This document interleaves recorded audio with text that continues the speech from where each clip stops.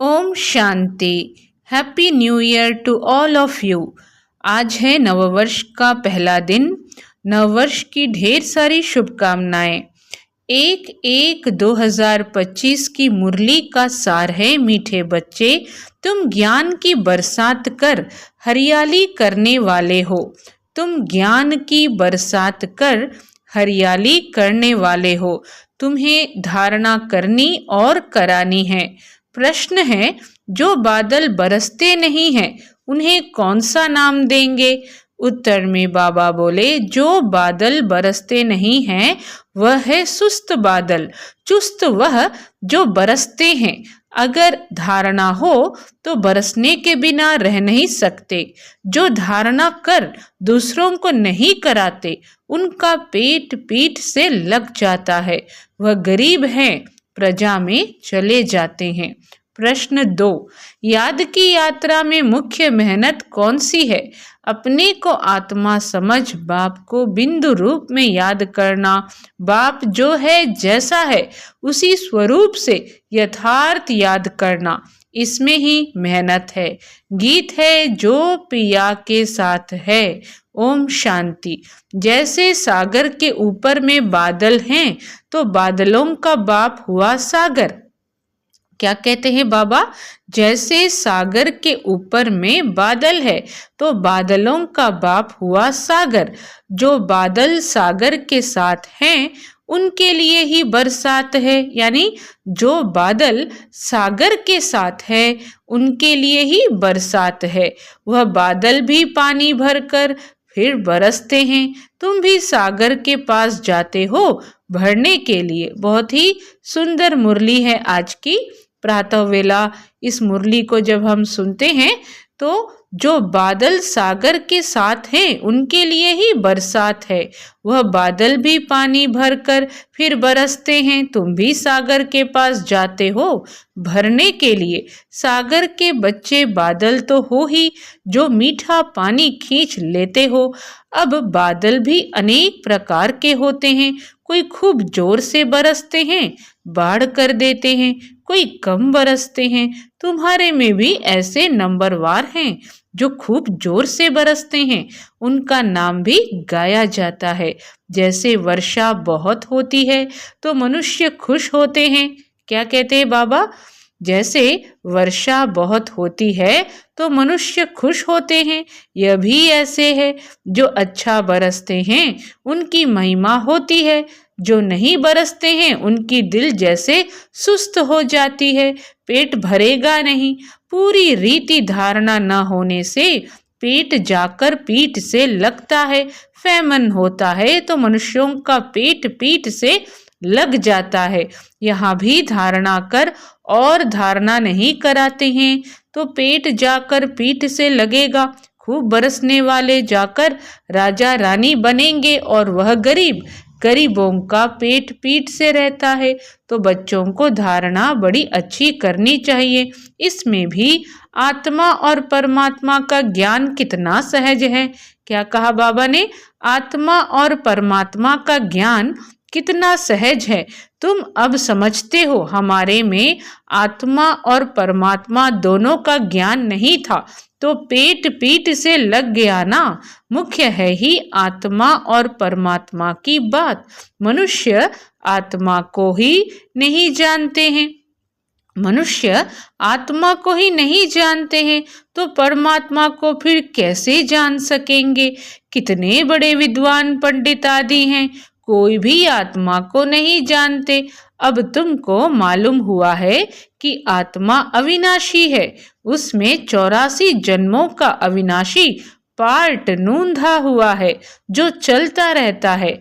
आत्मा अविनाशी तो पार्ट भी अविनाशी है। आत्मा कैसा ऑलराउंड पार्ट बजाती है यह किसको पता नहीं है। वह तो आत्मा सो परमात्मा कह देते हैं। तुम बच्चों को आदि से लेकर अंत तक पूरा ज्ञान है। वह तो ड्रामा की आयु ही लाखों वर्ष कह देते। बाबा बच्चों को क्या कहते कि तुम बच्चों को आदि से लेकर अंत तक पूरा ज्ञान है। वह तो ड्रामा की आयु ही लाखों वर्ष कह देते। अभी तुमको सारा ज्ञान मिला है। तुम जानते हो इस बाप के रचे हुए ज्ञान यज्ञ में यह सारी दुनिया स्वाहा होनी है। इसलिए बाप कहते हैं देह सहित जो कुछ भी है यह सब भूल जाओ, अपने को आत्मा समझो, बाप को और शांति धाम स्वीट होम को याद करो। किसको किसको याद करेंगे? बाप को और शांति धाम स्वीट होम को याद करो। यह तो है ही दुख धाम। तुम्हारे में भी नंबरवार पुरुषार्थ अनुसार समझा सकते हैं। अभी तुम ज्ञान से तो भरपूर हो, बाकी सारी मेहनत है याद में। जन्म जन्मांतर का देह अभिमान मिटाकर देही अभिमानी बने, इसमें बड़ी मेहनत है। मेहनत किसमें है? जन्म जन्मांतर का देह अभिमान मिटाकर देही अभिमानी बने, इसमें बड़ी मेहनत है। कहना तो बड़ा सहज है, परंतु अपने को आत्मा समझें और बाप को भी बिंदु रूप में याद करें, इसमें मेहनत है। बाप कहते हैं मैं जो हूँ जैसा हूँ ऐसा कोई मुश्किल याद कर सकते हैं। जैसे बाप वैसे बच्चे होते हैं ना। अपने को जाना तो बाप को भी जान जाएंगे, अपने को जाना तो बाप को भी जान जाएंगे। तुम जानते हो पढ़ाने वाला तो एक ही बाप है, पढ़ने वाले बहुत हैं। बाप राजधानी कैसे स्थापन करते हैं वह तुम बच्चे ही जानते हो। बाकी यह शास्त्र आदि सब है भक्ति मार्ग की सामग्री, समझाने के लिए हमको कहना पड़ता है। बाकी इसमें घृणा की कोई बात नहीं है, इसमें घृणा आदि की कोई बात नहीं। शास्त्रों में भी ब्रह्मा का दिन और रात कहते हैं, परंतु समझते नहीं। रात और दिन आधा आधा होता है, सीढ़ी पर कितना सहज समझाया जाता है। तो बाबा आगे कहते मनुष्य समझते हैं कि भगवान तो बड़ा समर्थ है, वह जो चाहे सो कर सकते हैं। लेकिन बाबा कहते मैं भी ड्रामा के बंधन में बांधा हुआ हूँ। भारत पर तो कितनी आफतें आती रहती हैं, फिर मैं घड़ी घड़ी आता हूँ क्या? बाबा बच्चों को समझा रहे हैं कि मैं घड़ी घड़ी थोड़े ही आता हूँ। मनुष्य समझते हैं कि भगवान तो बड़ा समर्थ है, वह जो चाहे सो कर सकते हैं। लेकिन बाबा कहते मैं भी ड्रामा के बंधन में बांधा हुआ हूँ। भारत पर तो कितनी आफतें आती रहती हैं, फिर मैं घड़ी घड़ी आता हूँ क्या? मेरे पार्ट की लिमिट है। जब पूरा दुख होता जाता है तब मैं अपने समय पर आता हूँ। यानी जब पूरी आफतें आती हैं, दुख परेशानियां ज्यादा हो जाती हैं, तब बाबा आते हैं, तब मैं अपने समय पर आता हूँ। एक सेकंड का भी फर्क नहीं पड़ सकता। ड्रामा में हर एक का एक्यूरेट पार्ट नूंधा हुआ है, एक सेकंड का भी फर्क नहीं पड़ता है। ड्रामा में हर एक का एक्यूरेट पार्ट नूंधा हुआ है। यह है हाईएस्ट बाप की री इनकारनेशन। फिर नंबरवार सब आते हैं, कम ताकत वाले। तुम बच्चों को अभी बाप से नॉलेज मिली है, जो तुम विश्व के मालिक बनते हो। तुम्हारे में फुल फोर्स की ताकत आती है। पुरुषार्थ कर तुम तमो प्रधान से सतो प्रधान बनते हो, और उनका तो पार्ट ही नहीं है। मुख्य है ड्रामा, जिसकी नॉलेज तुमको अभी मिलती है। बाकी तो सब है मटेरियल, क्योंकि वह सब इन आंखों से देखा जाता है। क्या समझाते हैं बाबा? पुरुषार्थ कर तुम तमो प्रधान से सतो प्रधान बनते हो, और उनका तो पार्ट ही नहीं है। मुख्य है ड्रामा, जिसकी नॉलेज तुमको अभी मिलती है। बाकी तो सब है मटेरियल, क्योंकि वह सब इन आंखों से देखा जाता है। वंडर ऑफ द वर्ल्ड तो बाबा हैं, जो फिर रचते भी स्वर्ग हैं, जिसको हेवन पैराडाइज कहते हैं। उनकी कितनी महिमा है। बाप और बाप की रचना की बड़ी महिमा है। ऊंचते ऊंच है भगवान, ऊंचते ऊंच स्वर्ग की स्थापना बाप कैसे करते हैं, यह कोई भी कुछ भी नहीं जानते हैं। तो मीठे मीठे बच्चे भी नंबरवार पुरुषार्थ अनुसार जानते हो, और उस अनुसार ही पद पाते हो। जिसने पुरुषार्थ किया वह ड्रामा अनुसार ही करते हैं। पुरुषार्थ बिगर तो कुछ मिल ना सके, कर्म बिगर एक सेकंड भी रह नहीं सकते। वह हठ योगी प्राणायाम चढ़ा लेते हैं, जैसे जड़ बन जाते हैं, अंदर पड़े रहते हैं। ऊपर मिट्टी जम जाती है, मिट्टी के ऊपर पानी पड़ने से घास जम जाती है, परंतु इससे कुछ फायदा नहीं, कितना दिन ऐसे बैठे रहेंगे, कर्म तो जरूर करना ही है। कर्म सन्यासी कोई बन ना सके, हाँ सिर्फ खाना आदि नहीं बनाते हैं इसलिए उनको कर्म सन्यासी कह देते हैं। यह भी उन्हों का ड्रामा में पार्ट है। यह निवृत्ति मार्ग वाले भी नहीं होते तो भारत की क्या हालत हो जाती। भारत नंबर 1 प्योर था। बाप पहले पहले प्योरिटी स्थापन करते हैं जो फिर आधा कल्प चलती है। बरोबर सतयुग में एक धर्म एक राज्य था, फिर डीटी राज्य अब फिर से स्थापन हो रहा है, यानी अभी फिर से डीटी राज्य स्थापन हो रहा है। ऐसे अच्छे अच्छे स्लोगन बनाकर मनुष्यों को सुजाग करना चाहिए।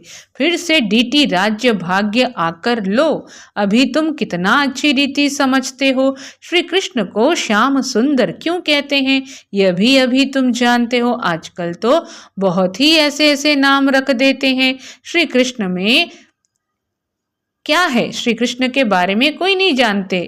श्री कृष्ण को श्याम सुंदर क्यों कहते हैं यह भी अभी तुम जानते हो। आजकल तो बहुत ही ऐसे ऐसे नाम रख देते हैं।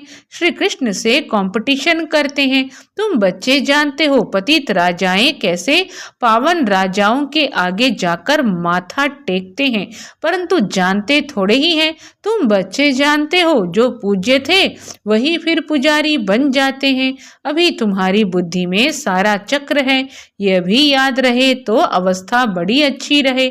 यह भी याद रहे तो अवस्था बड़ी अच्छी रहे, परंतु माया सिमरण करने नहीं देती है, भुला देती है। सदैव हर्षित मुख अवस्था रहे तो तुमको देवता कहा जाए। लक्ष्मी नारायण का चित्र देख कितना खुश होते हैं, राधे कृष्ण अथवा राम आदि को देख इतना खुश नहीं होते, क्योंकि श्री कृष्ण के लिए शास्त्रों में हंगामे की बातें लिख दी हैं। लक्ष्मी नारायण जो हैं उनका चित्र देख कितना खुश होते हैं। राधे कृष्ण अथवा राम आदि को देख इतना खुश नहीं होते, क्योंकि श्री कृष्ण के लिए शास्त्रों में हंगामे की बातें लिख दी हैं। यह बाबा बनता भी श्री नारायण है ना। कौन? ब्रह्मा बाबा। यह बाबा बनता भी श्री नारायण है ना। बाबा तो इन लक्ष्मी नारायण के चित्र को देख खुश होते हैं। बच्चों को भी ऐसे समझना चाहिए। बाकी कितना समय, बाबा कहते बाकी कितना समय इस पुराने शरीर में होंगे, फिर जाकर प्रिंस बनेंगे। यह एम ऑब्जेक्ट है ना, यह भी सिर्फ तुम जानते हो। खुशी में कितना गदगद होना चाहिए। जितना पढ़ेंगे उतना ऊंच पद पाएंगे, पढ़ेंगे नहीं तो क्या पद पाएंगे, क्या मिलेगा। कहाँ विश्व के महाराजा महारानी, कहाँ साहूकार, प्रजा में नौकर चाकर। सब्जेक्ट तो एक ही है, सिर्फ मन मना भव, मध्याजी भव, अल्फ और बे याद और ज्ञान। इनको कितनी खुशी हुई। अल्फ को अल्लाह मिला, बाकी सब दे दिया। अल्फ को अल्लाह मिला, बाकी सब दे दिया। कितनी बड़ी लॉटरी मिल गई, बाकी क्या चाहिए। तो क्यों ना बच्चों के अंदर में खुशी रहनी चाहिए। इसलिए बाबा कहते हैं ऐसा ट्रांसलाइट का चित्र सबके लिए बनवाएं जो बच्चे देखकर खुश होते रहें। शिव बाबा ब्रह्मा द्वारा हमको यह वर्षा दे रहे हैं। शिव बाबा किसके द्वारा हमें वर्षा दे रहे हैं? ब्रह्मा द्वारा। मनुष्य तो कुछ नहीं जानते हैं। तो बाबा आज की मुरली में कह रहे हैं कि कितनी बड़ी लॉटरी मिल गई, बाकी क्या चाहिए। तो क्यों ना बच्चों के अंदर में खुशी रहनी चाहिए। इसलिए बाबा कहते हैं ऐसा ट्रांसलाइट का चित्र सबके लिए बनवाएं जो बच्चे देखकर खुश होते रहें। शिव बाबा ब्रह्मा द्वारा हमको यह वर्षा दे रहे हैं। मनुष्य तो कुछ नहीं जानते हैं, बिल्कुल ही तुच्छ बुद्धि हैं। अभी तुम तुच्छ बुद्धि से स्वच्छ बुद्धि बन रहे हो, सब कुछ जान गए हो और कुछ पढ़ने की दरकार नहीं। इस पढ़ाई से तुमको विश्व की बादशाही मिलती है। क्या कहते हैं बाबा कि ऐसा ट्रांसलाइट का चित्र सबके लिए बनवाएं जो बच्चे देखकर खुश होते रहें। शिव बाबा ब्रह्मा द्वारा हमको यह वर्षा दे रहे हैं। मनुष्य तो कुछ नहीं जानते हैं, बिल्कुल ही तुच्छ बुद्धि हैं। अभी तुम तुच्छ बुद्धि से स्वच्छ बुद्धि बन रहे हो, सब कुछ जान गए हो और कुछ पढ़ने की दरकार नहीं। इस पढ़ाई से तुमको विश्व की बादशाही मिलती है, इसलिए बाप को नॉलेजफुल कहते हैं। मनुष्य फिर समझते हैं, हर एक की दिल को जानते हैं, परंतु बाप तो नॉलेज देते हैं। क्या समझाया बाबा ने? मनुष्य तो कुछ नहीं जानते हैं, बिल्कुल ही तुच्छ बुद्धि हैं। अभी तुम तुच्छ बुद्धि से स्वच्छ बुद्धि बन रहे हो, सब कुछ जान गए हो और कुछ पढ़ने की दरकार नहीं। इस पढ़ाई से तुमको विश्व की बादशाही मिलती है, इसलिए बाप को नॉलेजफुल कहते हैं। मनुष्य फिर समझते हैं, हर एक की दिल को जानते हैं, परंतु बाप तो नॉलेज देते हैं। टीचर समझ सकते हैं, फलाना पढ़ते हैं, बाकी सारा दिन ये थोड़े ही बैठ देखेंगे कि इनकी बुद्धि में क्या चलता है। यह तो वंडरफुल नॉलेज है। बाप को ज्ञान का सागर, सुख शांति का सागर कहा जाता है। तुम भी अभी मास्टर ज्ञान सागर बनते हो, फिर ये टाइटल उड़ जाएगा, फिर सर्वगुण संपन्न 16 कला संपूर्ण बनेंगे। यह है मनुष्य का ऊंच मर्तबा। इस समय यह है ईश्वरीय मर्तबा। कितनी समझने और समझाने की बातें हैं। लक्ष्मी नारायण का चित्र देख बड़ी खुशी होनी चाहिए। हम अभी विश्व के मालिक बनेंगे। नॉलेज से ही सब गुण आते हैं। अपना एम ऑब्जेक्ट देखने से ही रिफ्रेशमेंट आ जाती है। इसलिए बाबा कहते हैं, यह लक्ष्मी नारायण का चित्र तो हर एक के पास होना चाहिए। यह चित्र दिल में प्यार बढ़ाता है। लक्ष्मी नारायण का चित्र क्या करता है? दिल में प्यार को बढ़ाता है। दिल में आता है बस यह मृत्युलोक में लास्ट जन्म है, फिर हम अमरलोक में यह जाकर बनूंगा तत्वम। ऐसे नहीं कि आत्मा सो परमात्मा, नहीं, यह ज्ञान सारा बुद्धि में बैठा हुआ हो। जब भी किसको समझाते हो बोलो, हम कभी भी कोई से भीख नहीं मांगते। प्रजापिता ब्रह्मा के बच्चे तो बहुत हैं, हम अपने ही तन मन धन से सेवा करते हैं। ब्राह्मण अपनी कमाई से ही यज्ञ को चला रहे हैं। शूद्रों के पैसे नहीं लगा सकते। ढेर बच्चे हैं, वह जानते हैं जितना हम तन मन धन से सर्विस करेंगे, सरेंडर होंगे, उतना पद पाएंगे। जानते हैं बाबा ने बीज बोया है तो यह लक्ष्मी नारायण बनते हैं। पैसे यहाँ काम में तो आने नहीं हैं, क्यों न इस कार्य में लगा दें। फिर क्या सरेंडर होने वाले भूख मरते हैं क्या?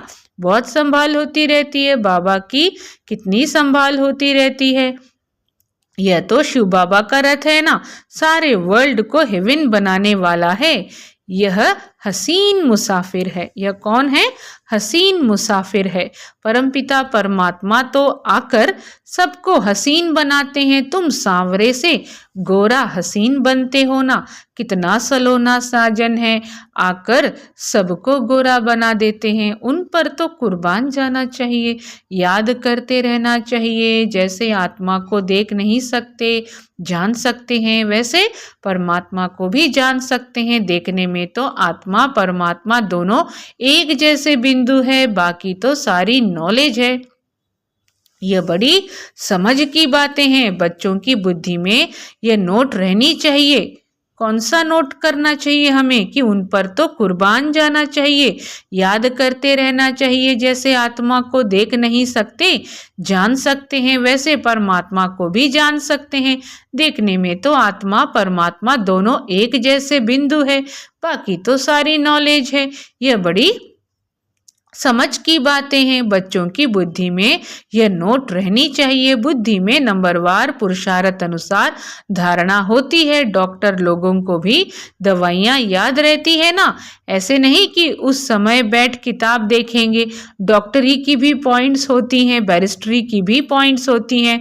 तुम्हारे पास भी पॉइंट्स हैं, टॉपिक्स हैं जिस पर समझाते हैं। कोई पॉइंट किसको फायदा कर लेती है, कोई को किस पॉइंट से तीर लग जाता है। पॉइंट तो बहुत ढेर की ढेर हैं।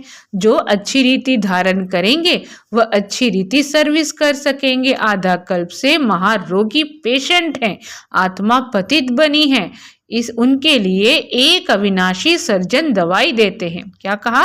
आधा कल्प से महारोगी पेशेंट हैं, आत्मा पतित बनी है, उनके लिए एक अविनाशी सर्जन दवाई देते हैं। वह सदैव सर्जन ही रहते हैं, कभी बीमार होते नहीं, और तो सब बीमार पड़ जाते हैं। अविनाशी सर्जन एक ही बार आकर मन मनाभव का इंजेक्शन लगाते हैं। कितना सहज है।